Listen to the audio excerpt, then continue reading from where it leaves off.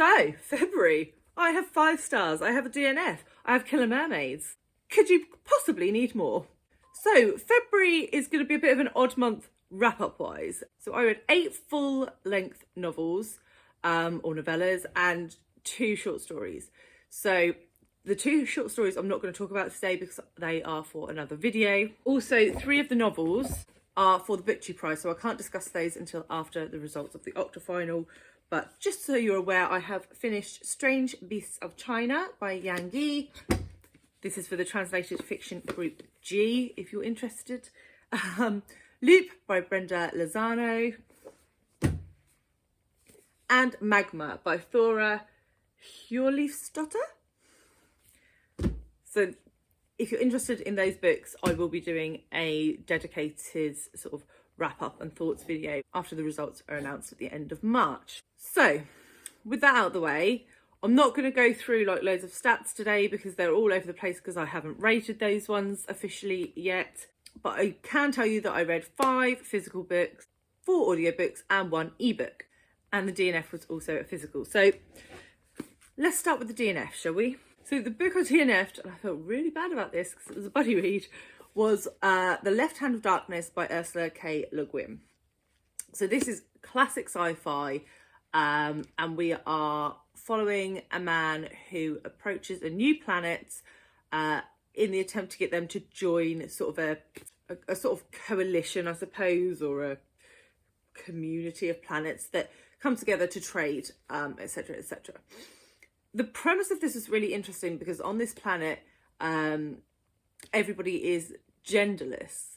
So that's quite interesting. And given that this was written in the 80s, the 60s, 1969, Ursula K. Le Guin is so forward-thinking in the way she approaches this, and I really, really liked that. However, this is quite a short book. It is only 300 pages. I did get to just over halfway, if you can see my bookmark in there. So I did get just over halfway. So I gave it a good go. But for the level of world building in this, she doesn't give any of it to the reader. She uses lots of scientific terms and made up vocabulary and just throws it in with no explanation at all. And though as a reader I do enjoy discovering stuff myself, when it's pretty much every sentence it just pulled me out of the narrative and made my brain hurt. Also, there's 1, maybe 2 main characters in this. Didn't really care about either of them. There's no real character development. It's just a bit all over the shop. And so I got to halfway and I just didn't want to pick it up anymore. So apologies to Bob the Bookerer, who I was buddy reading this with, because yeah, I bailed on it at 166 pages. Not for me.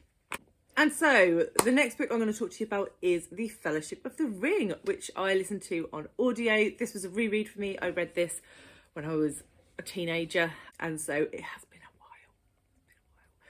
while.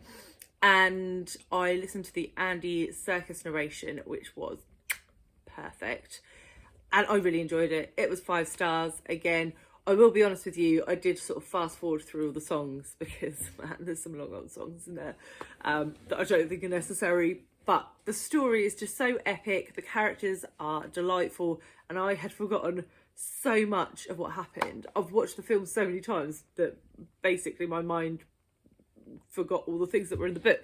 So yeah, there's loads of stuff in there that I'd completely forgotten about, and it was a joy to read. Next up, a buddy read, and that was Redwall by Brian Jaques, and I buddy read this with the lovely Jack from Spread Book Joy. This is a middle grade novel, an anthropomorphic fantasy, I suppose, where we follow a group of mice who live in Redwall Abbey as they are attacked and put under siege by a group of not very nice rats. I really enjoyed this. I gave it 4 stars. This was another reread actually for me. I read this when I was in primary school, several of these, because there are a lot of these Redwall novels, and yeah, I really enjoyed it. It was not as fast paced as I thought it was going to be. This is a 400-page book, which is quite a lot for like a 10-year-old. And there is quite a lot of gruesomeness and like battle scenes and stuff in here that I had forgotten about, but clearly it didn't scar me too badly. And yeah, I had a really lovely time reading this. Some great character dynamics in there, and this was written in the 80s. This was definitely written in the 80s. And there's some great female representation in here, which Jack and I both really appreciated, with the sort of the best fighter at Redwall being female. So yeah, really enjoyed it. I would like to go back and read some more of this series, but have you seen my TBR? Next was the ebook I finished, and that was Anne of Avonlea by Ellen Montgomery, which I read with the Analong group, which is hosted by the delightful Emily at Novell Novels. I will leave everyone's details below that I've mentioned today. And yeah, this did not disappoint. I loved Anne of Green Gables so much, and this had the same feels. It was cosy. There was still elements of misadventure throughout. There's a great character in this called Davy, who I absolutely adored. And yeah, highly recommend. If you're not sure what Anne of Green Gables, the series, is about, it's about a young girl, Anne, who is an orphan, who is taken in by a brother and sister, and it's about her life growing up there. So yeah, loved it. I gave it 4 stars. Next, we have my second 5-star of the month, and one that I am pretty certain is going to hit my best books of the year. And that is Open Water by Caleb Azumah Nelson.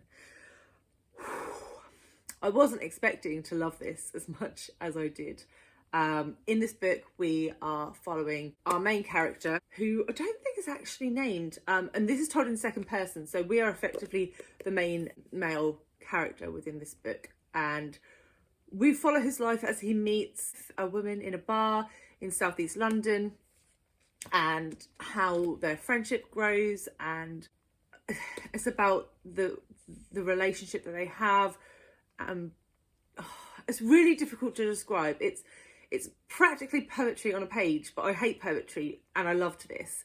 It has a way of getting under your skin, and he makes southeast London come alive, and the sort of the underground music scene and all the rest of it. If you've ever been clubbing in London, then this is exactly what it feels like. It just, you feel like you're there. Maybe that's part of why I've given it 5 stars, because it took me back to my sort of early 20s when I'd go clubbing in London. Obviously, there is also a significant theme of race running through this, and how that affects their relationship and their mental well-being, and how they deal with that, and the impact of family and gender as well. And there's just so much in here. I can't even unpack it for you. Look how small it is. How did Caleb Azumah Nelson manage to pack so much punch into like 150 pages? And there was a particular quote in here that I marked down to share with you. So, what you're trying to say is that it's easier for you to hide in your own darkness than emerge cloaked in your own vulnerability. Not better, but easier. However, the longer you hold it in, the more likely you are to suffocate. At some point, you must breathe.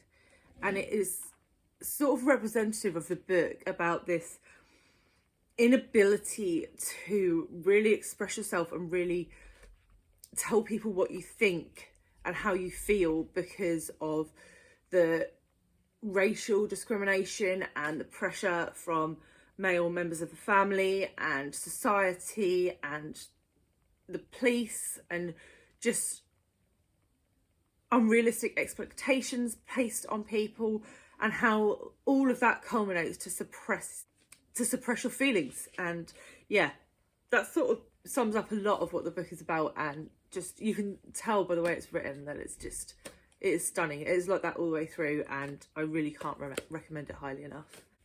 And the last book I finished was yet another buddy read, and that was Into the Drowning Deep by Mira Grant. And I read this with the lovely Gem over at Bookish Gems. And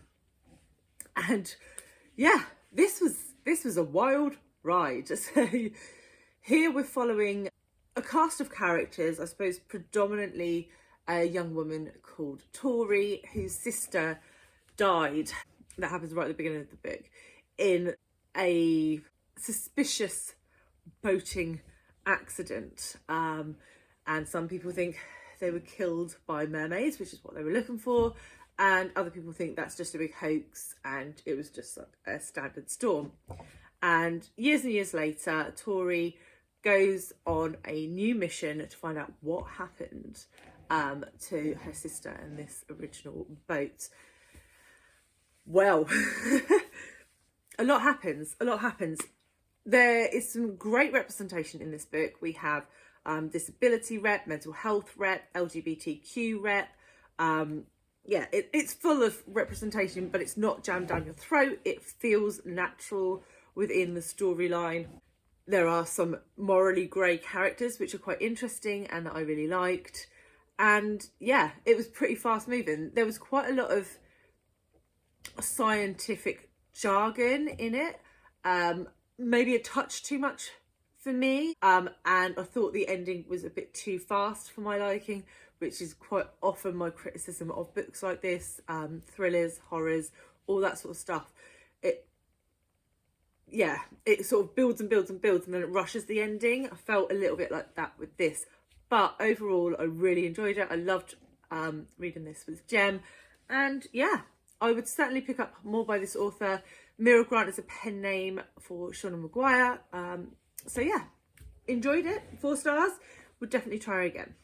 And so that is it, quite a quick wrap up this month because I've got some that I am unable to wrap up in this video, but I hope you enjoyed it. If you did and you'd like to see more content, I'd love for you to subscribe. And if you are newer or considering subscribing, you can see all the books I read in 2021 in this whistle stop tour video to see if it's the sort of books that you are interested in talking about. Okay, thanks guys, bye.